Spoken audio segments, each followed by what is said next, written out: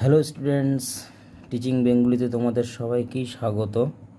আজকের তোমাদের আমি ক্লাস 9-এর ইলিয়াস গল্পটি করাবো, লিও তলস্তয়ের লেখা। এই যে ইলিয়াস গল্পটি, এই গল্পটির রচনা কাল হলো 1985 খ্রিস্টাব্দে এবং এটির উৎস হলো সিলেক্টেড স্টোরিজ গ্রন্থ থেকে এই ইলিয়াস গল্পটি নেওয়া হয়েছে। কেমন? আর এই গল্পটি পড়ার আগে আমি তোমাদের একটা বিষয় সংক্ষেপটা বলে দিই, মানে মূল বিষয়বস্তুটা কী হতে পারে বা কী হবে। এই গল্পের মেইন চরিত্র হলো ইলিয়াস। এই ইলিয়াস কোথায় থাকতেন? উফা প্রদেশে থাকতেন। প্রথম অবস্থায় ইলিয়াস খুব গরিব ছিল। তার সততা, খুব পরিশ্রমের ফলে সে খুব ধনী হয় এবং ধনী হওয়ার ফলে তার আস্তে আস্তে খ্যাতি বাড়তে শুরু করে। মানুষের কাছে পরিচিতি আরও বেশি পরিচয় হতে শুরু করে মানুষের সঙ্গে মানুষের। মানে তার সততা এতটাই যে পুরো চারিদিকে ছড়িয়ে পড়তে থাকে তার নাম। কেমন? যতই তার ধন সম্পত্তি বাড়তে থাকে ততই তার দুশ্চিন্তা হতে শুরু করে এবং তার সংসারে খুবই অশান্তি লাগতে শুরু করে। তার বড় ছেলে কী হয়? মারামারিতে মারা যায় এবং ছোট ছেলে এক ঝগড়টে বউ আনে, যার ফলে সংসারে অশান্তি লেগেই থাকে এবং তার যাতে সংসারে অশান্তি না হয় তার জন্য ছেলেকে তার সম্পত্তির কিছুটা ভাগ করে দিয়ে দেয় এবং তখন থেকেই ইলিয়াসের জীবনে আবার সেই আগের দুর্দশা মানে দারিদ্রতা, আবার সেই দারিদ্রতায় পরিণত হয়। কেমন? এই দারিদ্রতার পরিণত হওয়ার পরে একজন ক্যারেক্টার আছে, নাম হলো মোহাম্মদ শাহ। সে যখন সব কিছু হারিয়ে যায়, সে যখন সব কিছু হারিয়ে যায় তখন মোহাম্মদ শাহ নামে একজন ব্যক্তি তাকে আশ্রয় দেন এবং আশ্রয় দেওয়ার পরে ইলিয়াস এবং তার স্ত্রীর নাম হলেন শামসেমাগি। এই ইলিয়াস এবং শামসেমাগি দুজনেই কী করে? ওই মোহাম্মদ শাহের বাড়িতে আশ্রয় নেয় এবং সেখানেই পরিশ্রম করে নিজেদের পেট চালায় কোনো রকমের। কেমন? এবং তখনই তাদের মুখ থেকে একটা কথাও শুনতে পাওয়া যায়, তাদের মুখ থেকেই বলা যে এই গল্পটির মধ্যে যেটা মেইন মানে যেটা লেখক যেটা বলতে চেয়েছিলেন সেটাই বলেছে তাদের মুখ দিয়ে, যে যখন তাদের ধন সম্পত্তি ছিল তখন তাদের সুখ ছিল না। আজ যখন ধন সম্পত্তি সবই হারিয়েছে তখন তাদের জীবনে সুখ ফিরে পেয়েছে। যে সুখ তারা ধন সম্পত্তির সময় খুঁজে পেয়েছিল কিন্তু পায়নি, সেই সুখ তাদের সব কিছু হারিয়েই দিয়েছে। অর্থাৎ বোঝা গেল যে এখানে ধন সম্পত্তি থেকেই মানুষের সুখ আসে না। অর্থাৎ মানুষ তো শুধু ধন সম্পত্তির উপরেই বাস করে না, কারণ ধন সম্পত্তি আজ আছে, টাকা পয়সা আজ আছে, কাল নেই। মানুষ মরে গেলে কিছুই থাকে না, এর মূল্য কিছুই থাকে না তার কাছে। কবি এখানে এইসব বোঝাতে চেয়েছেন। কেমন? এবার গল্পটা আমি শুরু করি এখান থেকে, দেখবে ভালো লাগবে গল্পটা। আর আশা করি ভিডিওটা সম্পূর্ণ দেখবে। যদি মাঝখান থেকে কেটে তো তাহলে অনেক গুরুত্বপূর্ণ কথা বলবো, সেগুলো মিস করবে তোমরা। গল্পটা বুঝিয়ে পড়াচ্ছি, তোমরা শোনো সেগুলো।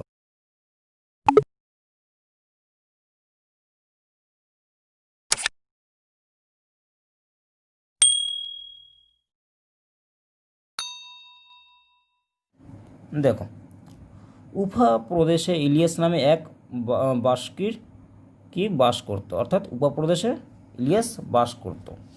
ইলিয়াসের বিয়ের 1 বছর পরে যখন তার বাবা মা মারা গেল তখন সে না ধনী না দরিদ্র। অর্থাৎ প্রথম অবস্থা সে পুরোপুরি দরিদ্রও ছিল না এবং ধনীও ছিল না।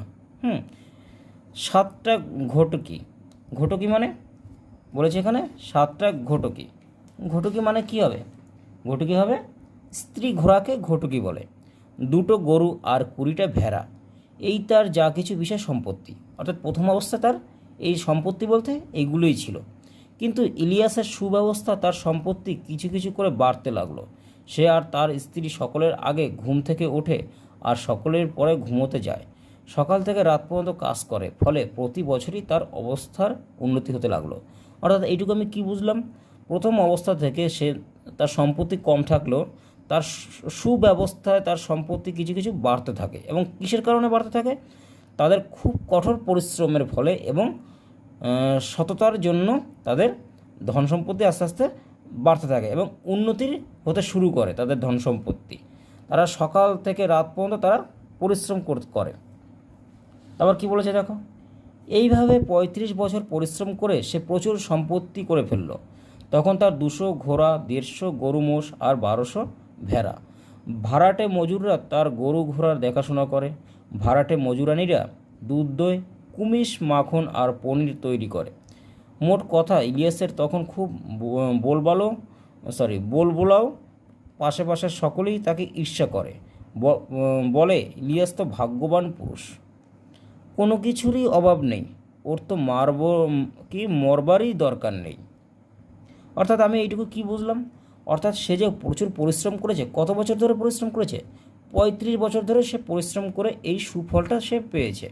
কিন্তু সেই সুফলটা প্রথম অবস্থা থেকে কতটা উন্নত, যে প্রথম অবস্থায় যে সম্পত্তি ছিল তার থেকে কী হয়েছে, ২০০ ঘোড়া, ১৫০ গরু মোষ আর ১২০০ ভেড়া তার এখন আছে। কিন্তু এই যে ধন সম্পত্তি হওয়ার পরে আস্তে আস্তে মানুষ কী হতে শুরু করে, তার ধন সম্পত্তি হওয়ার সাথে সাথে তার বলবোলাও হতে শুরু করে, মানে তার নাম খ্যাতি আস্তে আস্তে চারিদিকে ছড়িয়ে পড়ে এবং তার সঙ্গে কিছু মানে সমাজের ঈর্ষাজনিত কথাও উঠে আসে। মানে কীরকম দেখো, মানে গল্প পড়ো আর কবিতা পড়ো, যখনই যেটা পড়বে তোমাদের জীবনের সাথে মেলাবে। স্বাভাবিক। আমি যদি আজকের গরিব থেকে হঠাৎই একদিনের মধ্যে বা এক মাসের মধ্যে যদি বড়লোক হয়ে যাই, আশেপাশের লোক ঈর্ষা করবেই, ঘৃণা করবেই। এটা স্বাভাবিক, এটা সমাজ করে। ঠিক সেরকম এখানে ইলিয়াসের জীবনও হয়েছে। সমাজ তাকে ঈর্ষা করতে শুরু করে। কেমন? তারপরটুকু দেখো, ক্রমে ভালো ভালো লোকের সঙ্গে তার পরিচয় হতে লাগলো। দূর দূরান্তর থেকে অতিথিরা তার সঙ্গে দেখা করতে আসে। সকলকে স্বাগত জানিয়ে সে তাদের ভোজ্য পানীয় দিয়ে সেবা করে। যে যখনই আসুক, কুমিশ, চা, শরবত আর মাংস সব সময়ই হাজির। অতিথি এলেই একটা বা দুটো ভেড়া মারা হয়, সংখ্যায় বেশি হলে ঘটকিও মারা হয়। অর্থাৎ এখানে তার কি বলা গেল, আস্তে আস্তে তার পরিচয় বাড়তে লোকের সঙ্গে পরিচয় বাড়তে লাগলো এবং অতিথিদের যে কীভাবে সেবা করতে হয় সেও সেটা ভালো করে জানে। অর্থাৎ এখানে কি বলা যায়, কী পরিচয় মিলি আমি ইলিয়াসের, অতিথি বৎসল। এই পরিচয়টা তার মিলি, তার সাথে সাথে কর্তব্যপরায়ণটাও যথেষ্ট পরিচয় আছে তার মধ্যে। না হলে এই অতিথিদের সেবা করাটা এইভাবে করতে পারতো না। ইলিয়াসের 2 ছেলে ও 1 মেয়ে, এটা মাথায় রেখো। 2টি ছেলে ছিল আর একটা মেয়ে ছিল, সকলেরই বিয়ে হয়ে গেছে। ইলিয়াস যখন গরিব ছিল, ছেলেরা তার সঙ্গে কাজ করত, গরু ভেড়া চড়াতো। কিন্তু বড়লোক হওয়ার পরে তারা আয়েশি হয়ে উঠল। বড়টি এক মারামারিতে পড়ে মারা গেল। ছোটটি এমন এক ঝগড়াটে বউ বিয়ে করলো যে তারা বাপের আদেশেই অমান্য করতে শুরু করলো। ফলে ইলিয়াস বাড়ি থেকে তাদের তাড়িয়ে দেওয়া হলো। অর্থাৎ যখন ইলিয়াস গরিব ছিল তখন ছেলেরা তার কাজে সাহায্য করত। কিন্তু আস্তে আস্তে ইলিয়াসের যখন ধন সম্পত্তি বা টাকা পয়সা হতে শুরু করে, তখন তাদের ছেলেরা কি আয়েশি হয়ে যায়। বড় ছেলেটা তো মারামারি করে মারা যায়, কিন্তু ছোট ছেলেটা কি করে, একটা ঝগড়াটে বউ আনে। আগে তবু ছেলেমেয়েরা কী করতো, ইলিয়াসের কথা শুনতো, এখন আর সে কথা তারা শোনে না কেউ। বউর কথায় তো অশান্তি লেগেই থাকে, তাই অশান্তি যাতে না হয় তার জন্য ইলিয়াস তাদের তাড়িয়ে দেয়। এবং তাড়িয়ে দেয় কী করে, মানে তাদের সম্পত্তি যেটুকু ছেলে হিসাবে যেটুকু পাওয়া উচিত সেই সম্পত্তি দিয়েই তাদের তাড়িয়ে দেয়। তবে পরের লাইনই আছে সেটুকু। ইলিয়াস তাকে একটা বাড়ি দিল, কিছু গরু ঘোড়াও দিল। ফলে ইলিয়াসের সম্পত্তিতে টান পড়ল। যেটা বললাম এক্ষুনি, যে তার সম্পত্তি যেটুকু পাওয়া উচিত ছেলের সেটুকু দিয়েছে, কিন্তু তার ফলে কী হলো, সম্পত্তিতে টান পড়তে শুরু করলো। তারপরে ইলিয়াসের ভেড়ার পালে মরক লেগে অনেকগুলো মরে গেল। তারপরে বছর দেখা দিল দুর্ভিক্ষ, খড় পাওয়া গেল না একেবারে। ফলে সে বছর শীতকালে অনেক গরু মোষ না খেয়ে মরল। তারপর কিরবিজরা, এখানে বলেছে কিরবিজ মানে রাশিয়ায় উপজাতি আছে একটা, মানে তার উপজাতি অঞ্চলে থাকে তাদের যাযাবরও বলা হয় আবার। এই কিরবিজ হলো সেই ধরনের যাযাবর। এই কিরবিজরা কী করতো, তার সবচাইতে ভালো ঘোড়াগুলো চুরি করে নিয়ে গেল। ইলিয়াসের অবস্থা খারাপ হয়ে পড়লো। যত তার অবস্থা পড়তে লাগলো ততই তার শরীরে জোরও কমতে লাগলো, অর্থাৎ সে আস্তে আস্তে বয়স্ক হতে শুরু করলো, অর্থাৎ বৃদ্ধ হতে শুরু করলো।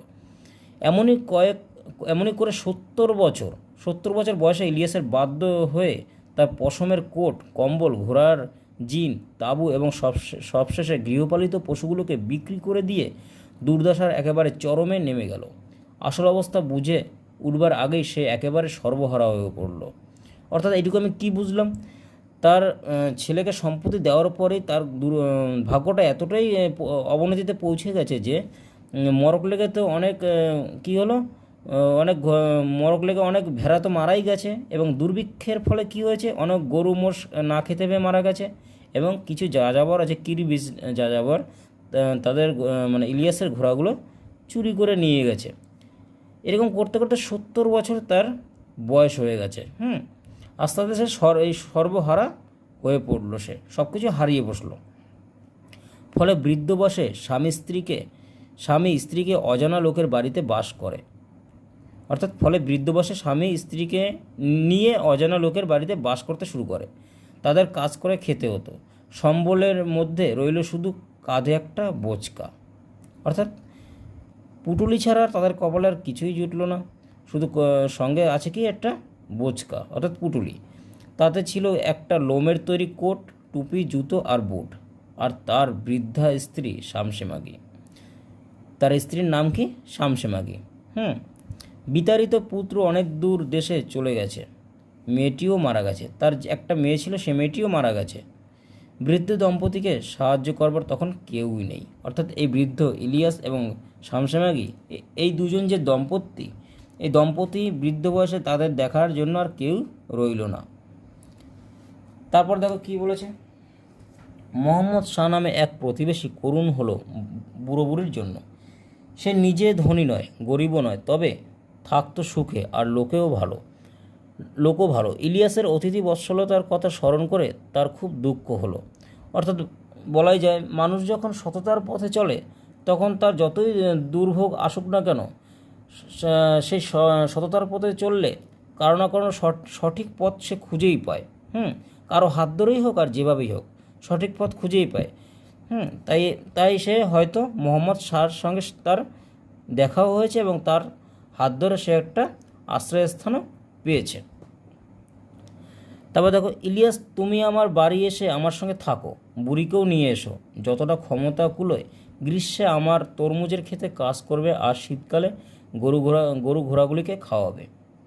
শামসেমাগিও ঘটকিগুলোকে দুইতে পারবে, কুমিজ তৈরি করতে পারবে। আমি তোমাদের দুজনেরই খাওয়া পরা দেব। এছাড়া যদি কখনো কিছু লাগে বলবে, তাও দেব। অর্থাৎ যে মানুষ আগে পরিশ্রম করে টাকা পয়সা উপার্জন করে ধন সম্পত্তিতে ভর্তি করে, এক কথায় বলতে গেলে জমিদারের মতো থাকতো, সেই মানুষ আজকাল সর্বসারা সব কিছু হারিয়ে আজ তাকে কী করতে হবে, তরমুজের খেতে কাজ করতে হবে, এবং গরু মোষ তাদের দেখতে হবে। এটাই এখানে উল্লেখ আছে।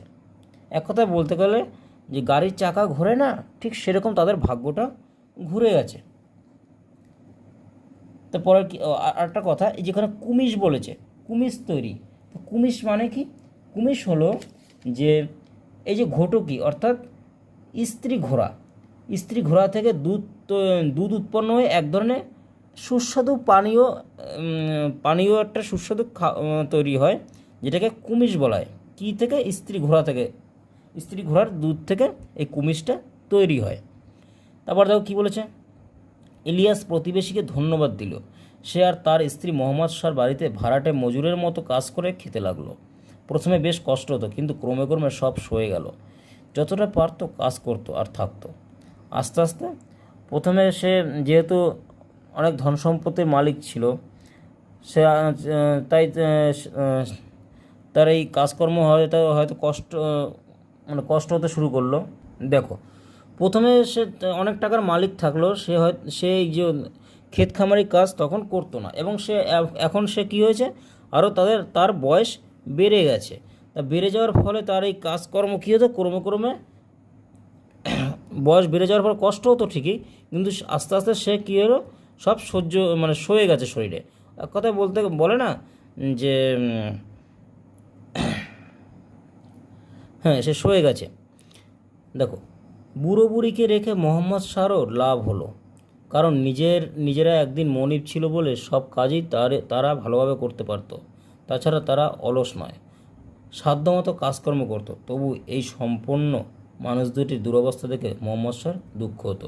অর্থাৎ ইলিয়াসের একমাত্র দুঃখ বোঝার মতো কে ছিল? মোহাম্মদ শাহই ছিল।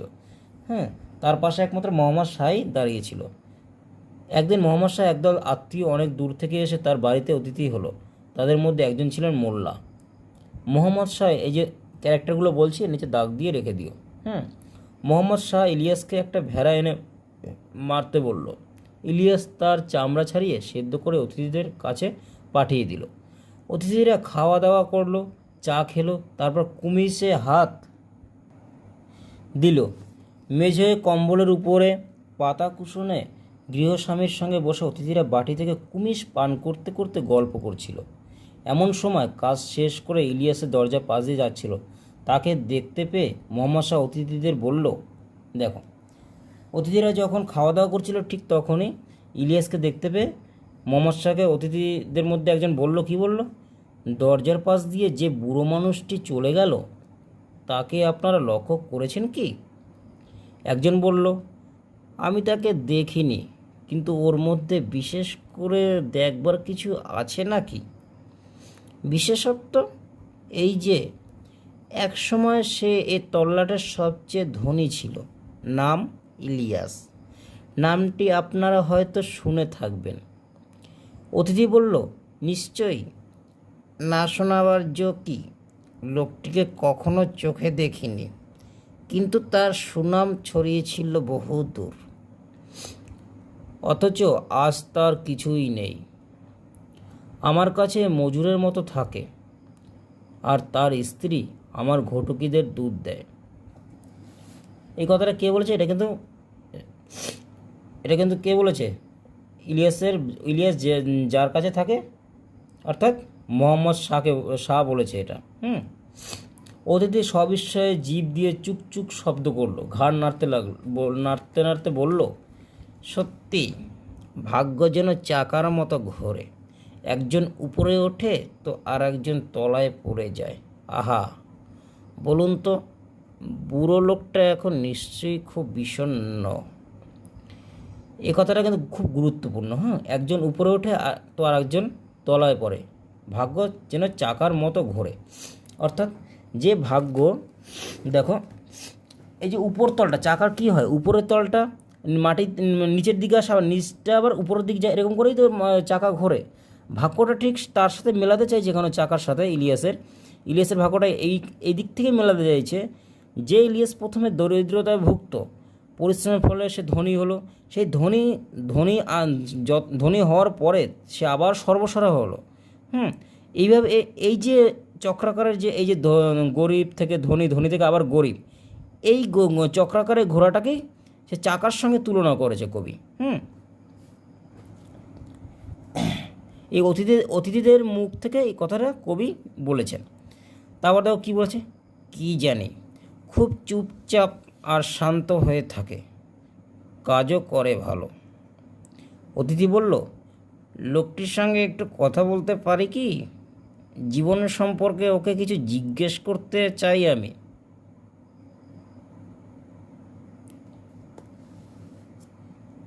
তাহলে কী হলো? অতিথি কী বলল? লোকটির সঙ্গে একটু কথা বলতে পারি কি? জীবন সম্পর্কে ওকে কিছু জিজ্ঞেস করতে চাই আমি। গৃহস্বামী বলল, নিশ্চয়ই পারেন। তারপর তাঁবুর বাইরে গিয়ে ডাকলো, বাবাই, একবার এদিকে এসো তো, তোমার বুড়িকেও সঙ্গে নিয়ে এসো, আমাদের সঙ্গে একটু কুমিস পান করবে। ইলিয়াস তার স্ত্রী এলো। ইলিয়াস অতিথি ও গৃহস্বামীকে নমস্কার করলো, প্রার্থনা করলো, তারপর দরজার পাশে এক কোণে বসলো। তার স্ত্রী পর্দার আড়ালে গিয়ে কর্ত্রীর পাশে বসলো। আবার কি হলো দেখো, ইলিয়াসকে এক বাটি কুমিস দেওয়া হলো।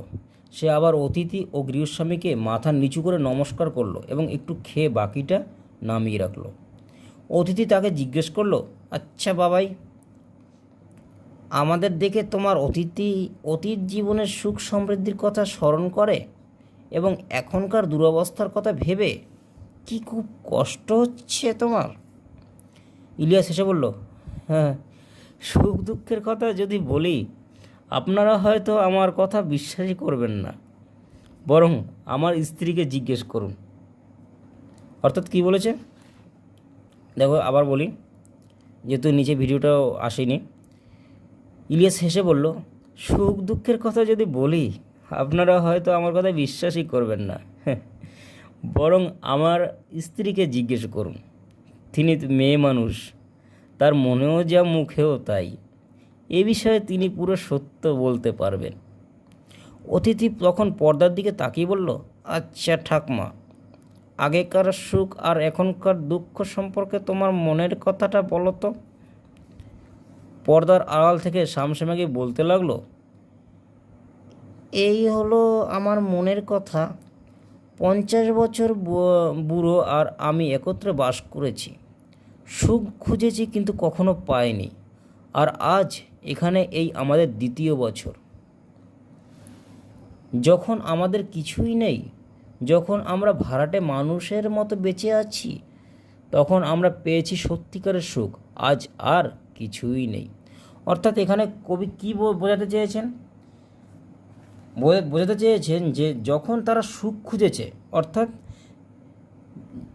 বিয়ের পর থেকে শামসেমাগি স্বামীর সঙ্গে থাকার পরে যখন তারা সুখ খুঁজেছে একসাথে, তখন সেই সুখ পায়নি, এবং ধন সম্পত্তি হওয়ার পরও সেই সুখ পায়নি।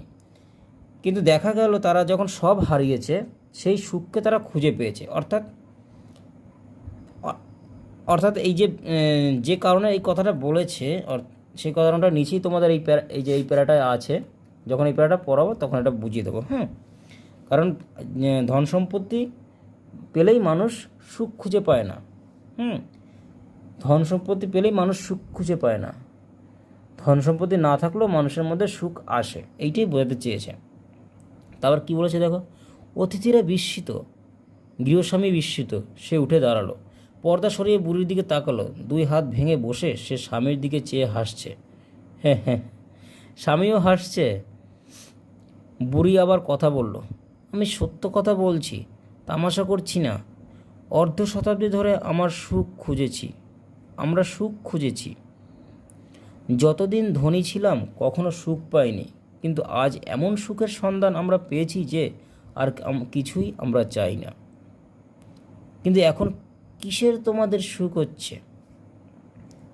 দেখো, এই যে কথাটা বলেছে যে যখন ধনী ছিল তখন সে সুখ খুঁজে পায়নি, কিন্তু এখন তারা সব হারিয়েছে, এখন তারা সুখ খুঁজে পেয়েছে। এই যে কথাটার তাৎপর্যটা কী সেটা তোমাদের এবার দেখো। গল্পের মেইন যে উদ্দেশ্যটা সেটা কিন্তু আমার সম্পূর্ণ এই পাতাটায় আছে, ঠিক আছে? গল্পের মেইন যে উদ্দেশ্য তার সম্পূর্ণ এই পাতাটায় আছে, ভালো করে বোঝো। আমি লাস্টে তবু পড়া শেষ হয়ে গেলে বুঝিয়ে দেবো কি বলেছে। দেখো, বলছি যখন ধনী ছিলাম বুড়োর বা আমার এক মুহূর্তের জন্য শান্তি ছিল না। কথা বলবার সময় নেই, অন্তরের কথা ভাববার সময় নেই, ঈশ্বরের কাছে প্রার্থনা করবার সময় নেই। দুশ্চিন্তারও অন্তর ছিল না। হয়তো অতিথিরা এলেন, এক দুশ্চিন্তা, কাকে কি খেতে দিই, কি উপহার দিই যাতে লোকে নিন্দা না করে। আবার অতিথিরা চলে গেলে মজুরদের দিকে নজর দিতে হয়। তারা যেমন কম খেটে বেশি খেতে ব্যস্ত, তেমনি আমরাও নিজেদের স্বার্থে তাদের উপর কড়া নজর রাখি। সেও তো পাপ। অন্যদিকে দুশ্চিন্তা, এ বুঝি নেকড়ের ঘোড়ার বাচ্চা বা গরুর বাছুরটা নিয়ে গেল, কিংবা চোর এসে ঘোড়াগুলোই নিয়ে সরে পড়ল। রাতে ঘুমোতে গেলাম, কিন্তু ঘুমোবার উপায়ও নেই। মনে দুশ্চিন্তা, ভেরি বুঝি ছানাগুলোকে চেপে মেরে ফেলল, ফলে সারা রাতে ঘুম ছিল না। একটা দুশ্চিন্তা পেরোতে আর এক এসে মাথা চারা দিত, শীতের জন্য যথেষ্ট খড় মজুদ আছে তো। এছাড়া বুড়োর সঙ্গে মত বিরোধ ছিল। সে হয়তো বলল এটা এভাবে করা হোক, আমি বললাম অন্যরকম, ফলে ঝগড়া। সেও তো পাপ। কাজেই এক দুশ্চিন্তা থেকে আর এক দুশ্চিন্তায়, এক পাপ থেকে আর এক পাপেই দিন কাটাতো। সুখী জীবন কাকে বলে কোনোদিন বুঝিনি। অর্থাৎ এই কথাটা দেখো, এবার ভালো করে বোঝো। যেরকম মানুষের মধ্যে ধরো মনে করো তুমি গরিব, কালকের তুমি 1 কোটি টাকা লটারিতে পেয়েছো। এবার যে 1 কোটি টাকা যে লটারিতে পেয়েছো, তুমি কি সুখী থাকবে? আজকের হয়তো তুমি সুখে আছো, কালকের পর থেকে তোমার দুশ্চিন্তা হতে শুরু করবে, কারণ তুমি 1 কোটি টাকার লটারি পেয়েছো। এই যে 1 কোটি টাকার লটারি যে পেয়েছো, তোমার যে চিন্তাটা ঢুকবে, কিসের চিন্তা? এই টাকাটা হারানোর চিন্তা ঢুকবে। তারপর হারানোর চিন্তা ঢুকবে, তারপর ধরো ওই টাকা দিয়ে তুমি ঘর বাড়ি করলে, তারপর ডাকাতি হওয়ার চিন্তা থাকবে, নানান ধরনের চিন্তা আসে আমাদের মধ্যে। ঠিক সেরকম ধরনের চিন্তা, মানে নিজেকে এর মধ্যে প্রতিচ্ছবি হিসেবে ফুটিয়ে তোলো। দেখো বলেছে এখানে, যেহেতু ইলিয়াস নামে সুখ্যাত, তাই তার যাতে কোনো দুর্নাম না হয়, তাই অতিথিরা এলে তাদের ভালো মতো তাদের আত্মীয়তা হচ্ছে কি না সেই নিয়ে চিন্তা করছে। আবার তোমার এই দুই স্বামী স্ত্রীর মধ্যে কোনটা কে সঠিক বলছে, কে বেঠিক বলছে, এই নিয়ে নিজেদের মধ্যে ঝগড়া হচ্ছে। ছেলেরা আয়েসি হচ্ছে, বাবা মার কাজে সাহায্য করছে না, তাদের মধ্যে মারপিট হচ্ছে। ছেলের বউ যে ঝগড়াটা বউ এনেছে, তার জন্য সংসারে অশান্তি হচ্ছে। মানে একের পর এক অশান্তি লেগেই আছে, দুশ্চিন্তা লেগেই আছে তাদের মনের মধ্যে। বা ঘোড়া, গরু, বাছুর এগুলো হারিয়ে যাওয়ার চিন্তা রয়েছে। বিভিন্ন ধরনের চিন্তা কথা এখানে বলেছে। তখন ছিল কি হয়েছে, তখন সেই সুখটা এর মধ্যে খুঁজে পায়নি, নানান ধরনের ব্যস্ততার মধ্যে তারা জীবন কাটিয়েছে। যখন তাদের সম্পত্তি ছিল, অর্থাৎ বড়লোক ছিল, নানান দুশ্চিন্তার মধ্যে তারা কাটিয়েছে। মানুষ যে নিজের সময়ের জন্য একটু সময় দিতে হয়, নিজের জন্য যে একটু সময় দিতে হয়, সেই সময়টা তারা পেত না, এবং ভগবানের নাম করার সময়টুকু তারা পেত না। বা নিজেদের স্বামী স্ত্রীর মধ্যে যে একটু সুখ শান্তির যে কথা বলবে, সেটাও পর্যন্ত ছিল না।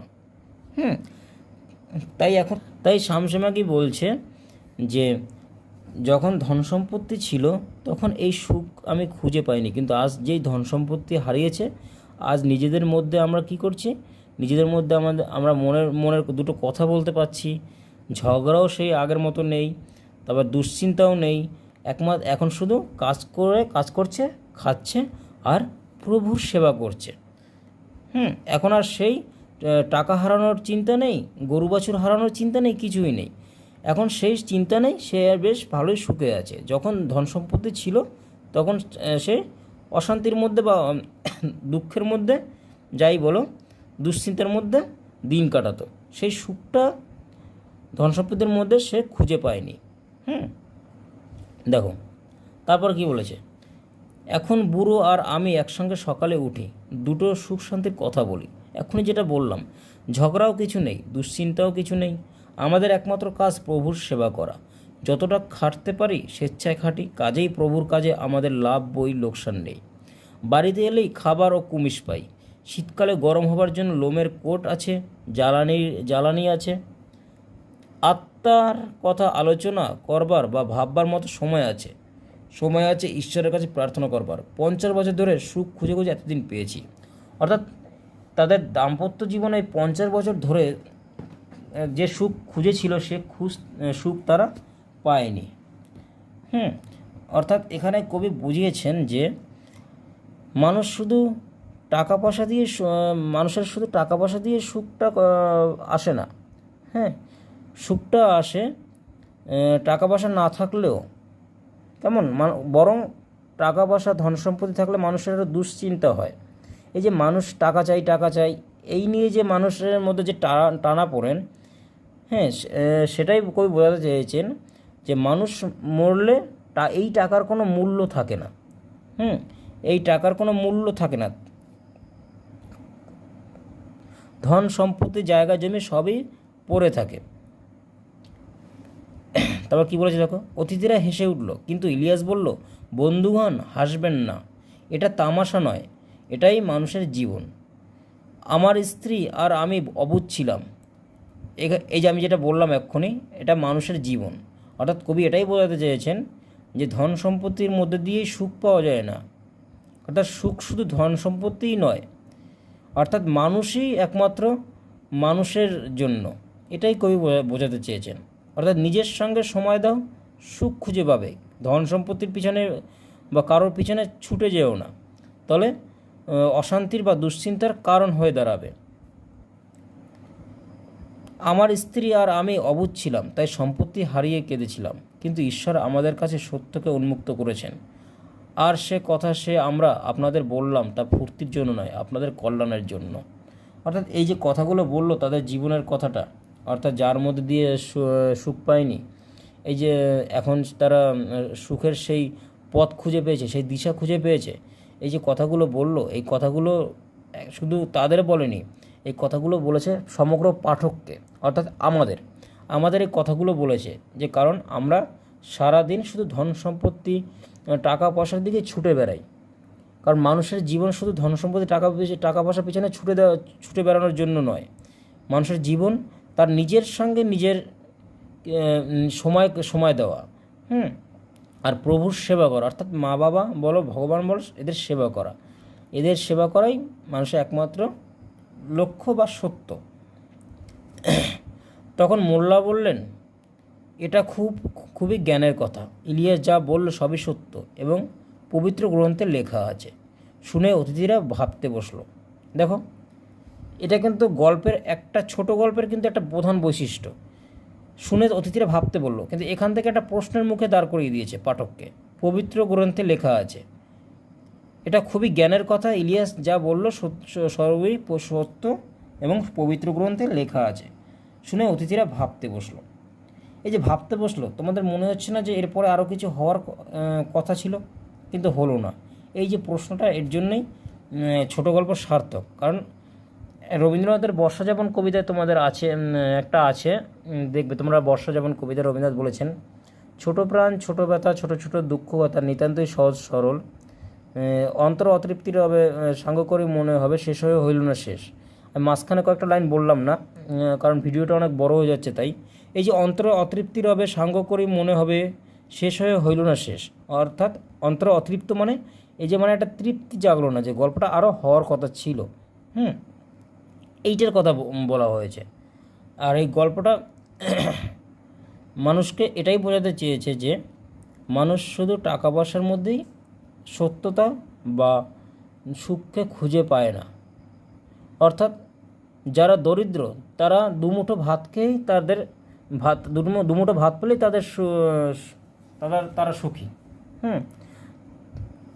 বরং তাদের যদি ভুরি ভুরি টাকা দেওয়া হয় এবং তাদের দুশ্চিন্তার কারণ হয়ে দাঁড়ায় তখন সেই টাকাগুলো। আজকে দেখো, যারা গরিব বা দরিদ্র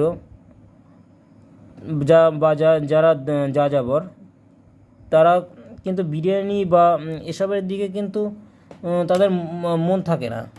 তারা চিন্তা করে আমাদের আলু সেদ্ধ ভাত হলেই আমরা সুখী। কিন্তু যাদের ধন সম্পত্তিতে ভরপুর, তারা কিন্তু দিনের পর দিন তাদের কিন্তু আয়সী আস্তে আস্তে বাড়তে শুরু করে, টাকা পয়সার চিন্তা শুরু হয়ে যায়। তাদের টাকা পয়সা আছে বলেই তাদের চিন্তাটা হয়। তাদের ছেলে মেয়েদের আস্তে আস্তে আয়সী হতে শুরু করে। এই এখনকার দিনের সমাজের সঙ্গে মিলিয়ে দেখো, ছেলেমেয়েরা আস্তে আস্তে আয়সী হতে শুরু করে, ঘুরতে যাওয়া থেকে শুরু করে, নতুন ড্রেস থেকে শুরু করে বিভিন্ন ধরনের, এই দিক থেকে মেলাতে পারো এই গল্পটার সাথে সেটা। তাই কবি বোঝাতে চেয়েছেন আয়সীর দিক থেকেই মানুষ, বরং যাদের ধন সম্পত্তি আছে তারা আরও বেশি দুশ্চিন্তার মধ্যে আছে। ধন সম্পত্তি হারানোর চিন্তা বা বিভিন্ন ধরনের চিন্তা, ডাকাতি হওয়ার চিন্তা, বিভিন্ন ধরনের চিন্তা তাদের মধ্যে আছে। আশা করি গল্পটি তোমাদের বোঝাতে পেরেছি। এবং যদি কোনো প্রশ্ন থাকে আমাকে কমেন্ট বক্সে অবশ্যই বলবে। আর ভালো লাগলে অবশ্যই লাইক করবে এবং সাবস্ক্রাইব করে দিয়ে বেল আইকনটিকে ক্লিক করে দিও, যাতে আমার প্রত্যেকটি ভিডিও তোমাদের কাছে পৌঁছতে পারে। কেমন? আর এরপরে তোমাদের আমি পড়াবো আকাশের 7টি তারা, জীবনানন্দ দাশের লেখা কবিতাটি। এটা খুব সুন্দর কবিতা। এই কবিতাটা আমি তোমাদের নেক্সট ক্লাসে আমি করাবো। কেমন? ভালো থেকো।